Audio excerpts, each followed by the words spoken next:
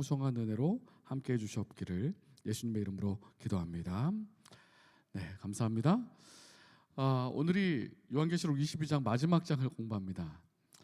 저희가 마지막 장을 공부하고 그리고 한 3주 정도 아주 중요한 주제, 계시록의 주제가 있습니다. 아마겟돈 전쟁에 관한 주제에 대해서 1시간 정도 공부를 더 할 거고요.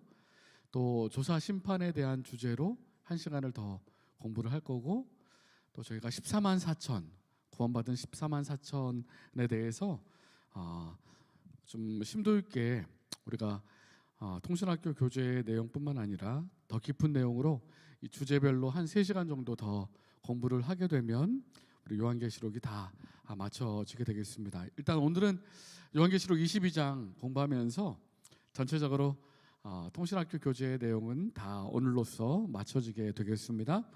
요한계시록 22장 통신학교 교재 대쟁투의 끝이라는 제목으로 함께 공부하겠습니다. 저희가 올 초부터 이 계시록을 공부해 왔는데요. 이제 오늘 마지막 시간이 되겠습니다.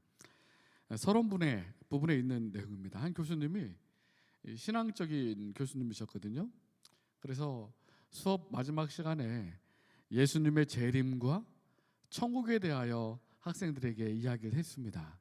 이제 신앙적인 교수님이니까 이제 마지막 수업 시간에 그때 한 청년이 일어나 가지고, 아니 교수님, 아직도 그런 유치한 약속을 믿으십니까? 이렇게 얘기를 한 거예요. 그때 교수님이 이렇게 얘기했습니다. 여러분, 천국과 재림을 믿는 것이 유치한 것이 아니라 믿지 않는 것이 더 유치한 것입니다. 이 슬픈 세상에 우리가 우연히 태어나서 목적 없이 살다가 어느 날 우주의 먼지처럼 사라진다고 믿는 것이 더 유치한 것입니다. 이 죄악 세상은 이대로 계속될 것이고 계속될 것이라고 믿는 것이 오히려 절망적이고 유치한 생각이죠. 소망이 있는 것하고 소망이 없는 것하고는요, 삶의 질도 달라지고 또 삶의 방향도 달라지고 삶 자체가 전혀 달라지죠. 재림과 천국의 소망이 있는 것과 없는 것의 차이는 너무도 극명합니다. 제가 목회자로서 많은 장례식을 참여하게 되는데, 장례식을 참여할 때마다 내가 이 재림신앙에 있는 것이 얼마나 정말 소중하고 좋은 것인지, 얼마나 감사한 일인지를 새삼 깨닫게 돼요.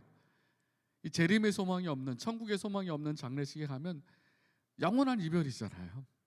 이 가족들에게 위로할 말조차 없어요. 어떻게 위로해야 될지도 몰라요.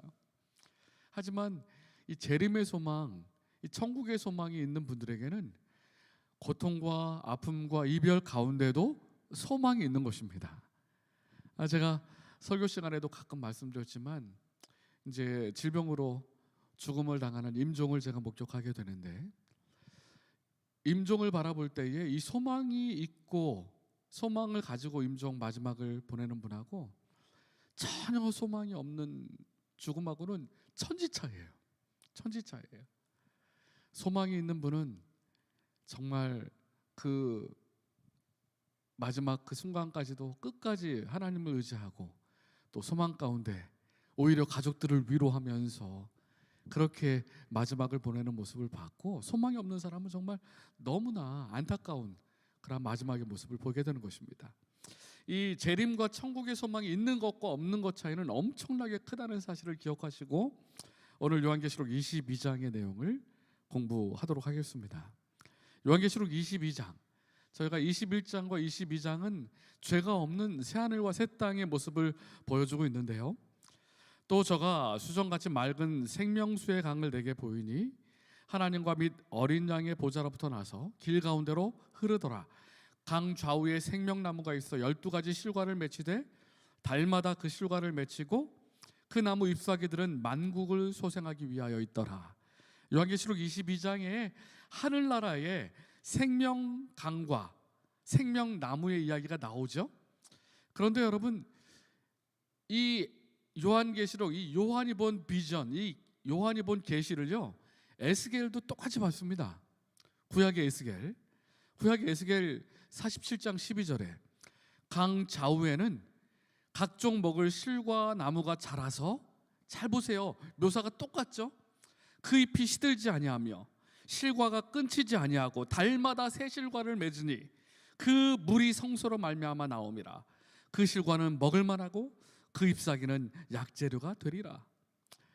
너무나 제가 봤을 때는 똑같은 장면을 본 것입니다. 요한하고 에스겔하고 하늘나라의 이 생명수의 강가와 생명나무를 본 것이에요.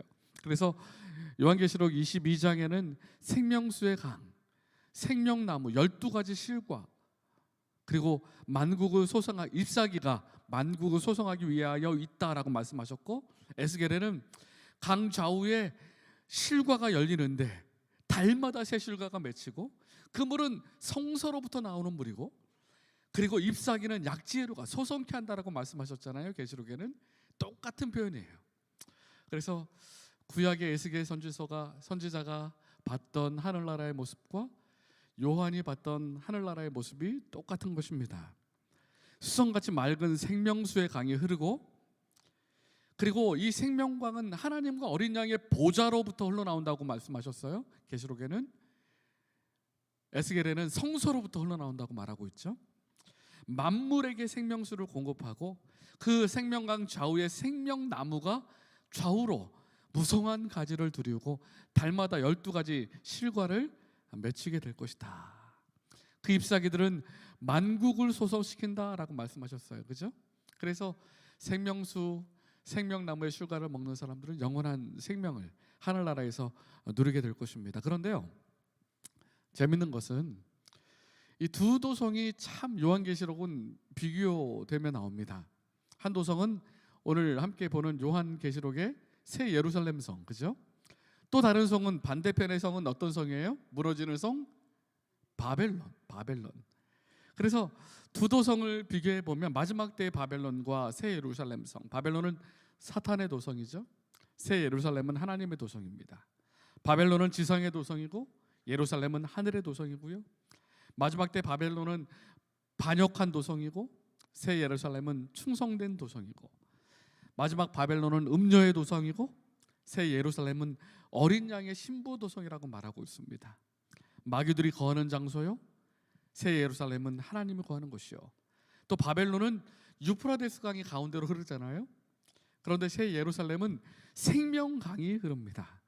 그리고 마지막 바벨론은 가증한 잔을 주고 새 예루살렘은 생명수를 주고, 바벨론은 생명책에 이름이 없고 새 예루살렘은 생명책에 이름이 있으며, 마지막 때 바벨론은 영원한 멸망을 당할 것이고 새 예루살렘은 영원히 존재하게 될 것이다. 이렇게 비교하고 있어요. 그래서 요한계시록은 사실 어떤 분은 두 도성 이야기 이렇게 말합니다. 바벨론과 예루살렘의 이야기. 오늘은 요한계시록 22장은 예루살렘의 이야기를 살펴보는 거죠. 생명수의 강이 있고 생명나무에 그 열매가 맺히고, 그리고 계시록 22장 3절과 4절에 보시면 다시 저주가 없으며 하나님과 그 어린 양의 보좌가 그 가운데 있으리니 그의 종들이 그를 섬기며 그의 얼굴을 볼 터이요 그의 이름도 저희 이마에 있으리니, 다시 저주가 없다라고 말하고 있습니다. 죄로 인하여 엉겅퀴를 내게 되고, 그죠? 해산하는 고통이 이르게 되고, 종일토록 수고하여야 할 소산을 먹게 되고, 그리고 필경은 죽게 될 것이다. 죄를 범한 다음에 아담과 하와에게 내려진 저주죠. 그런데 하늘나라에서는 다시 저주가 없다라고 말합니다. 요한계시록 21장에는 사망하는 것이나 곡하는 것이나 아픈 것이나 애통하는 것이 없다라고 말했습니다. 그죠? 하나님과 그 어린 양의 보좌가 그 가운데 있으니, 그 다음에 어떤 사람이 그 예루살렘에 사는지를 분명히 말합니다. 그의 이름이, 하나님의 이름이 저희 이마에 있으리라. 하나님의 인을 받은 사람들. 우리 전에 요한계시록을 공부할 때 짐승의 표와 하나님의 인 공부하셨죠? 하나님의 인, 하나님의 이름이 저희 이마에 있는 사람들이 그 성 안에 살 것이다 라고 말하면서 다시 밤이 없겠고 등불과 햇빛이 쓸데없으니 이는 주 하나님이 저에게 비추심이라. 저희가 세세토록 왕노릇하리로다. 하나님의 영광의 빛이 함께함으로 등불과 햇볕이 쓸데가 없습니다. 필요가 없어요. 그런데 다시 밤이 없겠고라고 말하고 있죠. 밤모섬의 밤, 여러분 요한이 밤모섬에 유배되어 있었습니다. 그 어르신이, 그 늙은 노종이, 노사도가 밤모섬에 유배되어 그 밤이 얼마나 외롭고 얼마나 두려웠겠습니까? 그런데 이 하늘을 바라보면서 요한은 그런 무섭고 쓸쓸한 밤이 없는 새하늘과 새 땅을 바라본 것입니다. 새 땅도 사실 지구에 세워지기 때문에 밤은 있었겠지만 주 하나님이 저에게 비추시기 때문에 어두운 밤은 없다, 그렇게 성경은 말하고 있습니다.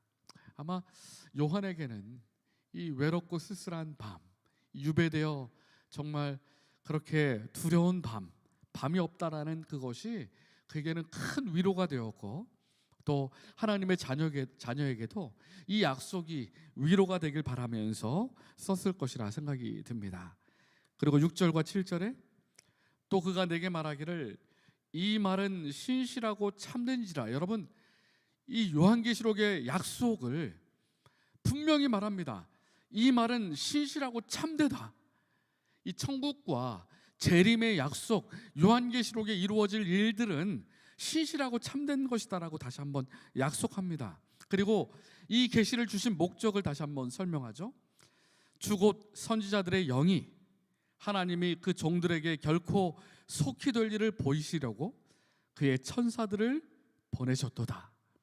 그러니까 하나님께서 자녀들에게 미래에 어떠한 일들이 이루어질지를 보여주시기 위하여 천사를 통하여, 선지자를 통하여 이 계시록을 주셨다는 것입니다. 그리고 감동적인 표현이 있는데, 보라 내가 속히 오리니, 예수님이 하신 말씀이죠. 이 책의 예언의 말씀을 지키는 자가 복이 있으리라.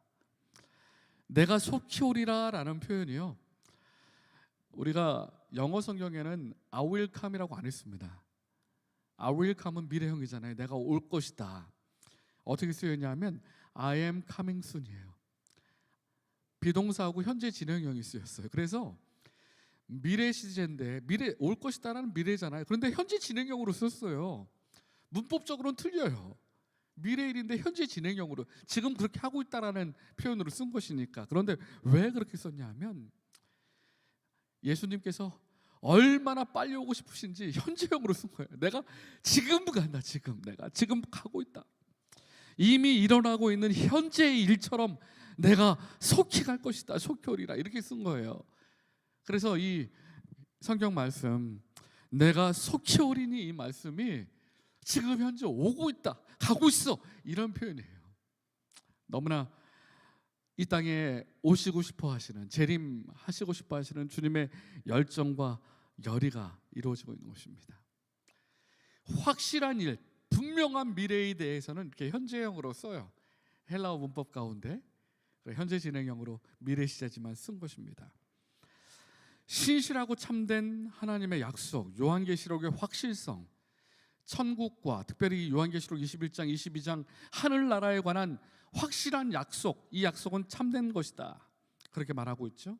그리고 속히 될 일을 보여주시기 위하여 마지막 때에 예수님께서 속히 이 땅에 오실 텐데 그러한 일들을 예언을 통하여 깨닫게 하기 위하여 가르쳐 주신 것입니다. 그리고 다시 한번 반복됩니다. 이 예언의 말씀을 지키는 자가 복이 있다. 요한계시록 1장에 이 말씀을 읽고 지키는 자가 복이 있다고 말씀하셨는데, 우리가 하나님의 말씀을, 요한계시록의 말씀을 보고 배우고 지식적으로 깨닫는 것에 멈추는 것이 아니라 이러한 삶을 살아야 하는 것입니다. 지키는 삶을 살아야 하는 것이에요. 마지막 14만 4천인에 들기 위하여 어린 양이 어디로 인도하든지 따르는 자가 되어야 하고, 그죠? 하나님의 인, 짐승의 표가 아니라 짐승의 인을 받는 사람이 되어야 하고, 끝까지 하나님의 계명과 예수의 믿음 안에 서야 하고, 이렇게 실제로 하나님의 말씀에 순종하고 지키는 사람이 복이 있다. 끝까지 견디는, 말씀 안에 충성하는 사람이 복이 있다라고 요한계시록은 다시 한번 말해주고 있는 것입니다. 그러자 요한이 다시 한번 이것들을 보고 들은 자 나 요한이니 내가 듣고 볼 때에 이 일을 내게 보이던 천사의 발 앞에 경배하려고 엎드렸더니 저가 내게 말하기를 나는 너와 내 형제 선지자들과 또 이 책의 말을 지키는 자들과 함께 된 종이니 그러하지 말고 오직 하나님께만 경배하라 하더라. 이 천사가 요한의 경배를 하나님께만 경배하라라고 이야기합니다. 그러면서 이렇게 천사가 이야기합니다. 또 내게 말하되 이 책의 예언의 말씀을 임봉하지 말라.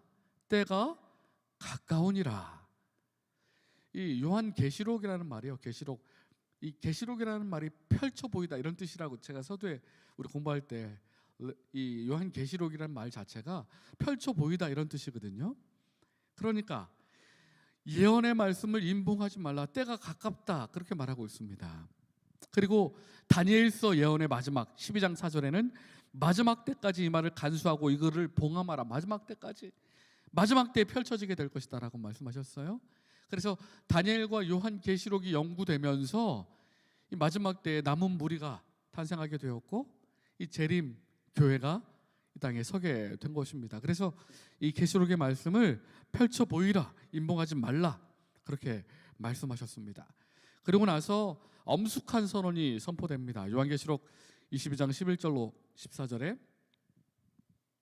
불의한 자는 그대로 불의하고 더러운 자는 그대로 더럽고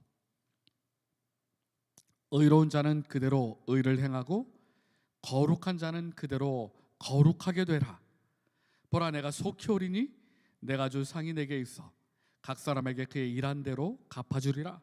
나는 알파와 오메가요 처음과 나중이요 시작과 끝이라. 그 두루마기를 빠는 자들은 복이 있나니 이는 저희가 생명나무에 나아가며 문들을 통하여 성에 들어갈 권세를 얻으려 함이로다. 자, 여기에 보시면 불의한 자는 그대로 불의하고 더러운 자는 그대로 더럽고 의로운 자는 그대로 의를 행하고 거룩한 자는 그대로 거룩하게 되라. 우리가 제가 조사심판 마지막 또 다음 시간에 이 주제별로 공부를 한다고 말씀드렸는데 이 조사심판이 끝날 때 중보 사역이 지성소에서 예수님이 마쳐지게 될 때에 지성소 문을 여시고 나오시면서 엄숙한 선언을 하시는 것입니다. 더 이상 중보가 없기 때문에 거룩한 사람은 거룩하고 불의한 사람은 그대로 불의하라. 더 이상 회개할 기회는 없을 것입니다. 의와 불의가 영원히 갈라지게 될 것이고 회개하고 돌아오는 호소의 음성도 더 이상은 들리지 않게 될 것입니다. 모든 사람의 운명이 결정되게 될 것입니다. 그때가 오기 전에 오늘 우리는 하나님께 순종하기로 결정해야 하는 것입니다. 그것이 바로 조사심판의 끝이고 은혜의 시기의 끝이에요. 이 요한계시록 22장에서 말하는 불의한 자는 그대로 불의하고 의로운 자는 그대로 의로라라는 말씀은 지성소 봉사의 마지막이고 은혜의 시기가 끝입니다. 그 은혜의 시기가 끝나기 전에 하나님께 순종하고 하나님의 말씀 안에 굳게 서도록 요한계시록은 권면하는 것입니다. 그러면서 어떻게 표현하고 있어요? 알파와 오메가, 처음과 나중, 시작과 끝. 아시는 것처럼 알파와 오메가는 헬라어의 처음 글자와 마지막 글자입니다. A부터 Z까지라는 말과 똑같아요. 우리 예수님께서 처음부터 끝이다라고 말씀하셨고 어떠한 사람이 되어야 하냐면 두루마기를 빠는 자가 되어야 한다라고 말씀하셨어요. 두루마리를 빠는 자. 두루마리를 빠는 것은요, 우리가 의의 옷, 거룩한 옷을 입어야 되는데 어떻게 우리가 의의 옷을 입을 수 있습니까?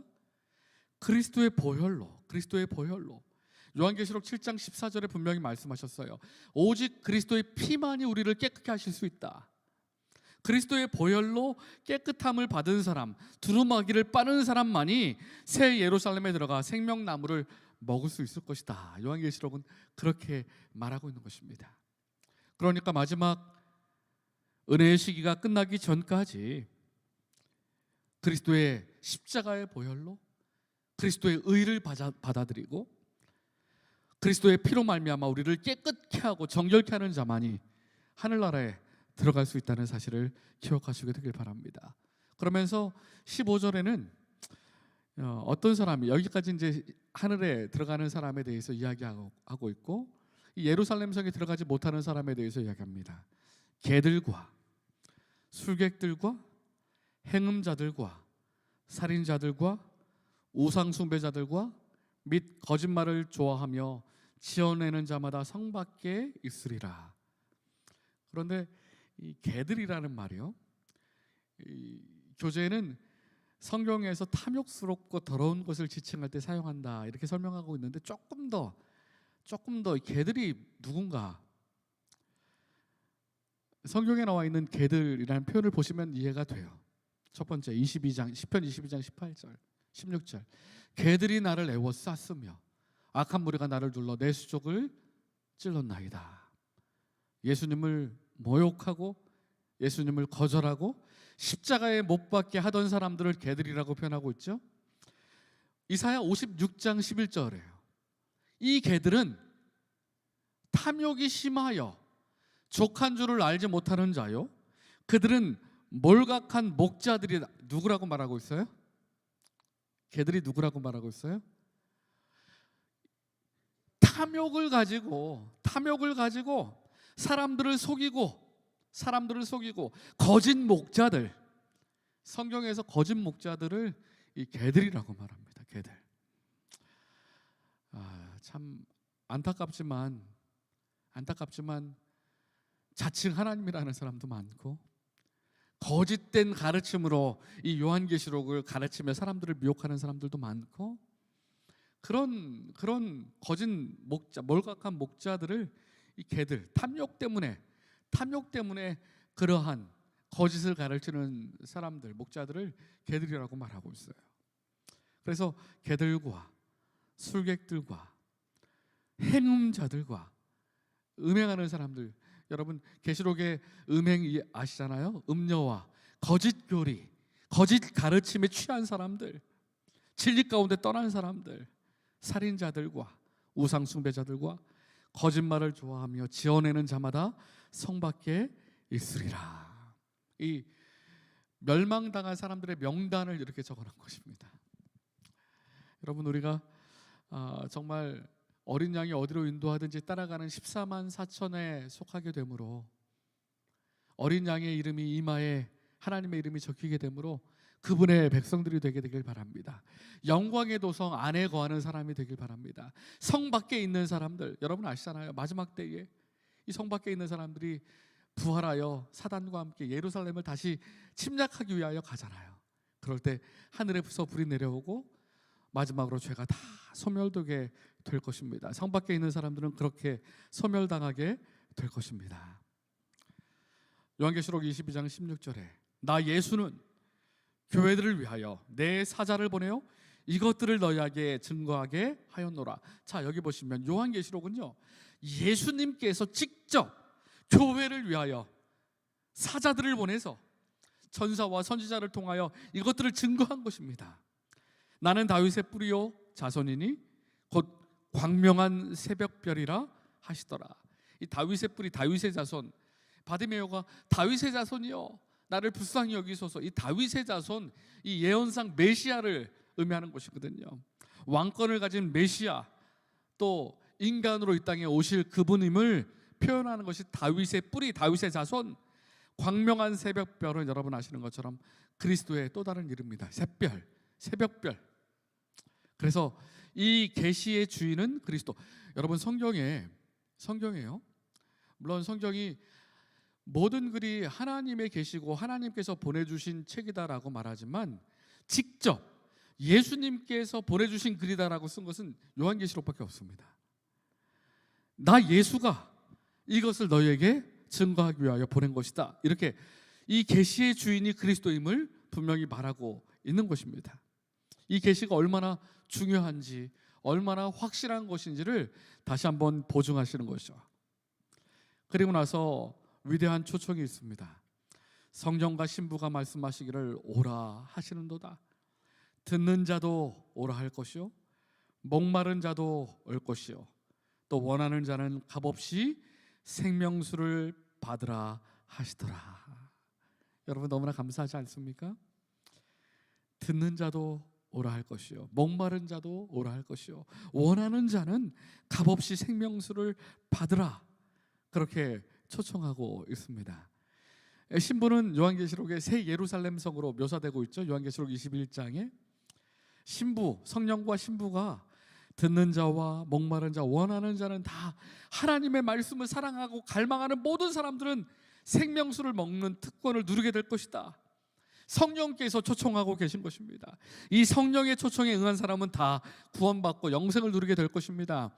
이 거룩한 초청에 여러분 모두가 응답하시게 되길 간절히 바랍니다. 이 거룩한 초청에 부르심에 감사함으로 응답하시게 되길 바랍니다. 그리고 이 마지막 요한계시록 22장 18절로 19절에 엄숙한 경고를 다시 한번 예수님께서 이 예언의 말씀을 읽는 자들에게 경고의 말씀을 주십니다. 내가 이 책의 예언의 말씀을 듣는 각인에게 증거하노니, 우리에게 하신 말씀이죠. 예언의 말씀을 듣는 각인들에게 증거하노니 만일 누구든지 이것들 외에 더하면 하나님이 이 책에 기록된 재앙들을 그에게 더하실 터이요. 이 말씀 외에 더하면 재앙이 더해질 터이요. 만일 누구든지 이 책의 예언의 말씀에서 제하여 버리면 하나님이 이 책에 기록된 생명나무와 거룩한 성에 참여함을 제하여 버리시리라. 이 요한계시록이 얼마나 중요한지 엄숙한 경고를 예수님께서 직접 하신 것입니다. 이 말씀 외에 더하면 재앙이 더해질 것이고, 그리고 말씀을 제하여 버리면 생명나무의 참여함을 제하여 버릴 것이다. 여러분 요즘 신천지가 요한계시록을 참 독특하게 해석하죠. 독특하게. 그런 그 신천지에서 해석하는 그 해석은 뭐랄까요? 좀 많은 사람들이 미혹당하고 그럴듯하다고 생각하는데, 사실은 예언의 말씀을 더하는 것입니다. 잘못된 해석, 그릇된 해석을 더하는 이 경고의 말씀에 해당하는 부분이에요. 저희가 사실 이 요한계시록의 예언 해석이요, 우리 물론 재림교회에서 이 예언의 백성이기 때문에 깊이 해석했지만, 이 해석이 사실은 이 종교개혁자부터 꾸준히 내려오던 정통적인 역사주의, 우리 처음에 공부할 때 배웠잖아요. 역사주의적인 해석 방법이에요. 가장 성경적이고 또 가장 신뢰할 만한 하나님의 말씀, 예언을 해석하는 방법인 것입니다. 분명히 이 예언의 말씀들에 대하여 경고를 주셨죠. 잘못 해석하거나 그릇 해석하거나 더한다면, 또 빼버린다면 하나님께서 그 일에 대하여 생명나무와 거룩한 성에 참여함을 제하여 버릴 것이다 라고 말씀하셨어요. 그래서 이 요한계시록과 예언의 말씀들은 저희가 신중하게 연구해야 하는 것입니다. 깊이 있게 연구해야 하는 것입니다. 그리고 이제 요한계시록의 대단원의 막을 내리면서 마지막 약속이죠. 마지막 약속, 이것들을 증거하신 이가 가라사대, 예수님이 증거하셨으니까 내가 진실로 속히 오리라 하시거늘 아멘 주 예수여 오시옵소서. 요한계시록의 마지막은 아멘 주 예수여 오시옵소서 하고 끝나는 것입니다. 그리고 마지막 21절은 주 예수의 은혜가 모든 자에게 있을지어다 아멘. 축도거든요. 축도. 요한이 하늘나라를 바라보며 마지막은 예수님이 내가 진실로 속히 오리라 하면 백성들이 아멘 주 예수여 오시옵소서 이렇게 서로 화답하면서 요한계시록은 대단원의 막을 내리고, 그리고 요한이 모든 믿음의 가족들을 향하여 주 예수의 은혜가 모든 자들에게 있을지어다 아멘 하면서 성경이 또 요한계시록이 맞춰지게 됩니다. 그리스도의 재림은 각 시대를 통해서 하나님의 자녀들에게 희망이 되어 왔습니다. 2000년 전 이 요한계시록을 읽어봤던 7교회, 제가 7교회 배울 때 말씀드렸어요. 7교회 이 요한계시록이 회람하면서 읽으면서 위로를 줬던 책이라고요. 초대교회 당시부터 지금까지 모든 시대를 사는 하나님의 자녀들에게 유일한 희망은 바로 재림의 소망인 것입니다. 예수님께서 이 땅에 다시 오신다고 분명히 말씀하셨고, 또 이 소망은 어떤 슬픔도 빼앗아갈 수 없고 어떤 시련도 흐리게 할 수 없으며 기쁨과 희망으로 우리의 마음을 충만하게 할 수 있는 것입니다. 박해와 시련 중에서도 크신 하나님, 우리 구주 예수 그리스도의 영광의 나타나심이 복된 소망이 되는 것입니다. 주 예수의 은혜가 모든 자에게 있을지어다 라고 말합니다. 치료봉사 161페이지에 은혜는 은혜받기에 합당치 못한 인간들에게 나타나신 하나님의 속성이다. 우리가 은혜를 찾는 것이 아니고 은혜가 우리를 찾아왔다. 우리가 은혜를 받을 가치가 있기 때문이 아니고 전혀 가치가 없기 때문에 하나님께서는 당신의 은혜를 우리들에게 주시기를 기뻐하신다. 요한이 주 예수의 은혜가 모든 자에게 있을지어다라고 말씀하셨는데, 우리가 정말 은혜를 받을 가치 없는 존재지만 은혜가 먼저 찾아왔어요. 하나님께서 은혜를 우리에게 주시기를 기뻐하십니다. 그 은혜를 경험하시게 되길 간절히 바랍니다. 제가 이 이야기를 하길 좋아합니다. 어린아이가 해변가에서 모래성을 만들어요. 하루 종일 멋지게 성을 쌓습니다.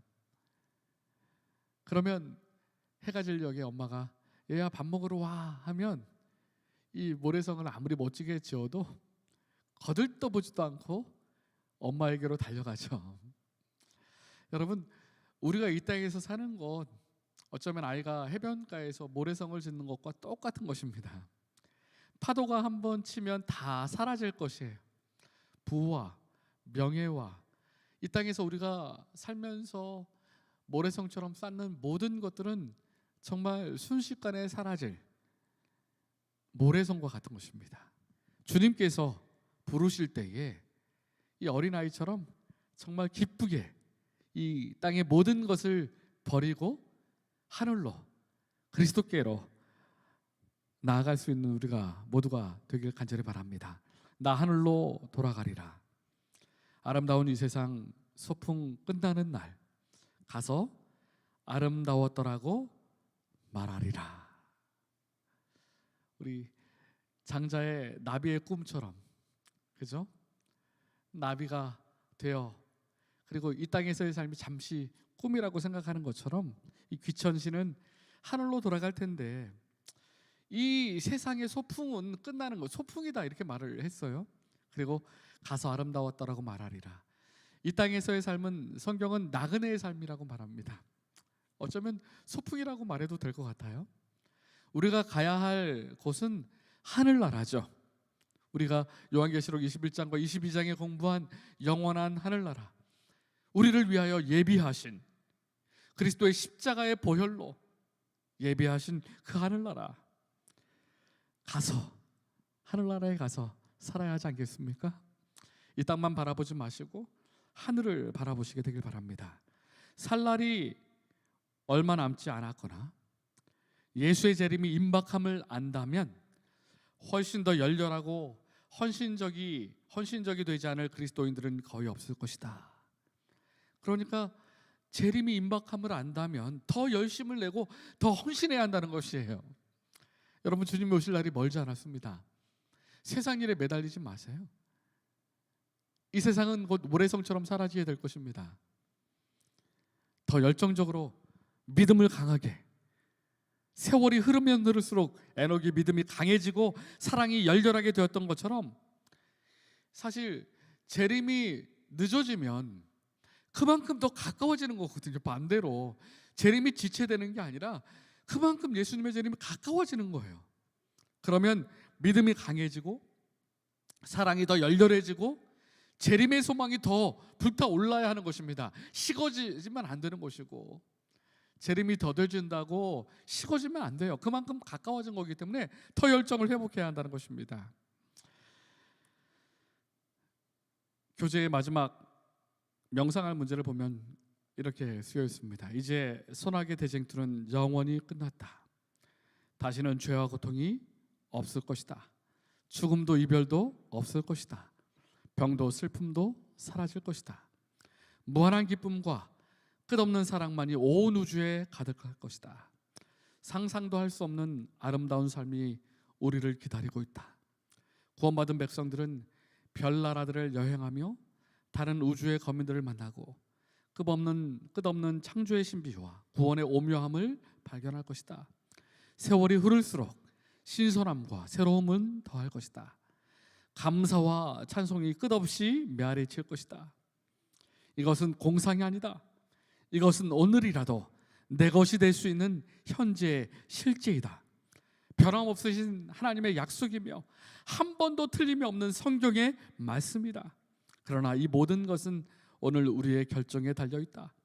우리를 향하여 두 팔 벌리고 달려오시는 하나님 아버지의 사랑을 외면하지 말기를 간절히 소망한다.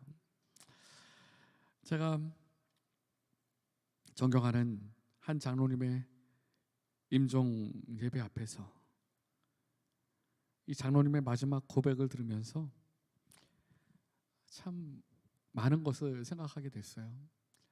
제가 목회하던 시골의 한 교회 장로님이 이제 폐암으로 돌아가시게 됐는데, 그 장로님 이제 마지막 임종을 뵈러 제가 서울에 목회하다가 강원도에 방문을 갔습니다. 장로님이 목사님, 저는 기쁩니다. 돌아가시기 사실 그렇게 만나고 일주일 이내에 돌아가셨거든요. 기쁩니다. 아니 장로님 뭐가 기쁘십니까? 이제 내가 잠들면 순식간에 다시 눈을 뜨게 될 텐데 그날 예수님을 만나지 않겠습니까? 내가 그날 예수님이 하늘 진주문을 열어주시고 하늘나라로 들어가게 될 텐데 내가 잠드는 그날이 바로 주님을 맞이할 수 있는 그날 아닙니까? 죽음을 앞두고 죽음을 그렇게 생각하는 거예요. 죽음을 이별, 아픔, 고통 이렇게 생각하는 게 아니라 내가 죽는 그 순간이 하나님을 만나는 예수님의 재림을 맞이하는 그 순간 아닙니까? 그러니 정말 얼마 안 남았습니다. 이 장로님은 정말 예수님을 만날 시간이 얼마 안 남았죠. 그리고 나서 정말 편안히 감사하며 기쁨 가운데 이분이 잠드셨다는 장로님이 이야기를 들었어요. 이제 곧 주님께서 오실 날이 멀지 않았습니다. 그리고 그 장로님의 믿음대로 부활하여 주님을 만나게 될 것입니다. 하늘 진주문을 열고 하늘나라에 우리 모두가 들어가게 될 것이에요. 요한의 고백처럼 아멘 주 예수여 오시옵소서. 우리의 평생의 삶에 이러한 재림의 소망이 우리의 정말 마음을 붙들어주고 우리의 삶을 붙들어주게 되길 간절히 바랍니다. 아멘 주 예수여 오시옵소서. 이러한 믿음과 소망으로 이 땅에서 시련과 고난과 어려움을 믿음으로 이겨내시는 우리 모두가 되시기를 간절히 바랍니다. 감사합니다. 말씀을 드린 것처럼 저희가 12월 한 달 동안 계속 제자훈련 진행이 됩니다. 12월 달에 저희가 남은 시간에는 14만 4천 이제 주제별 공부를 요한계시록의 중요한 주제를 공부할 텐데 조사심판과 은혜의 시기의 끝, 그리고 아마겟돈 전쟁, 야곱의 환난, 이러한 주제를 저희가 한 3시간 동안 아주 중요한 주제들을 더 깊이 12월 달에 연구하게 될 것입니다. 우리 요한계시록 통신학교 교재는 끝났지만 저희가 한 3시간 정도 더 진행하게 되니까요. 앞으로도 계속 참여해 주시면 감사하겠습니다. 감사합니다. 묵상 기도하고 마치겠습니다.